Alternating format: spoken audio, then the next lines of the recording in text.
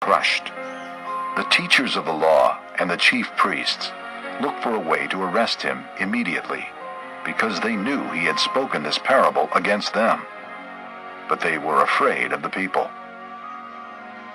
Keeping a close watch on him, they sent spies who pretended to be honest. They hoped to catch Jesus in something he said, so that they might hand him over to the power and authority of the governor. So the spies questioned him. "Teacher, we know that you speak and teach what is right, and that you do not show partiality, but teach the way of God in accordance with the truth. Is it right for us to pay taxes to Caesar or not?" He saw through their duplicity and said to them, "Show me a denarius.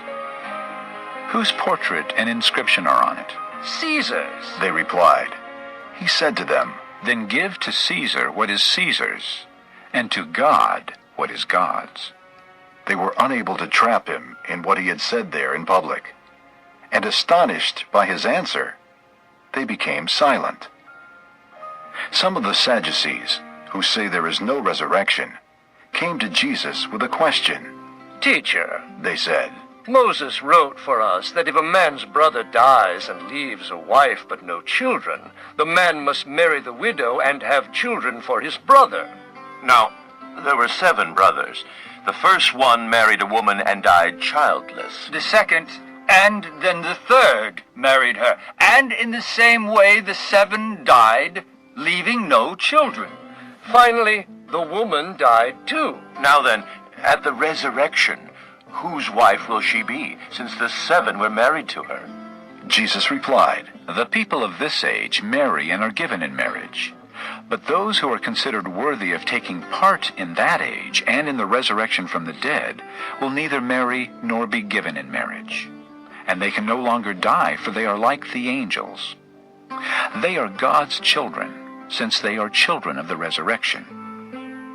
But in the account of the bush, even Moses showed that the dead rise, for he calls the Lord the God of Abraham and the God of Isaac and the God of Jacob.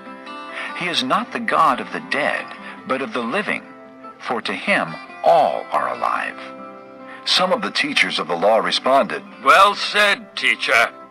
and no one dared to ask him any more questions. Then Jesus said to them, "How is it that they say the Christ is the son of David? David himself declares in the book of Psalms, 'The Lord said to my Lord, sit at my right hand until I make your enemies a footstool for your feet.' David calls him Lord. How then can he be his son?" While all the people were listening, Jesus said to his disciples, "Beware of the teachers of the law. They like to walk around in flowing robes and love to be greeted in the marketplaces and have the most important seats in the synagogues and the places of honor at banquets. They devour widows' houses and for a show make lengthy prayers. Such men will be punished most severely." Chapter 20. One day, as he was teaching the people in the temple courts and preaching the gospel, the chief priests and the teachers of the law, together with the elders, came up to him. "Tell us by what authority you are doing these things," they said. "Who gave you this authority?" He replied, "I will also ask you a question. Tell me, John's baptism, was it from heaven or from men?" They discussed it among themselves and said, "If we say from heaven, he will ask, 'Why didn't you believe him?'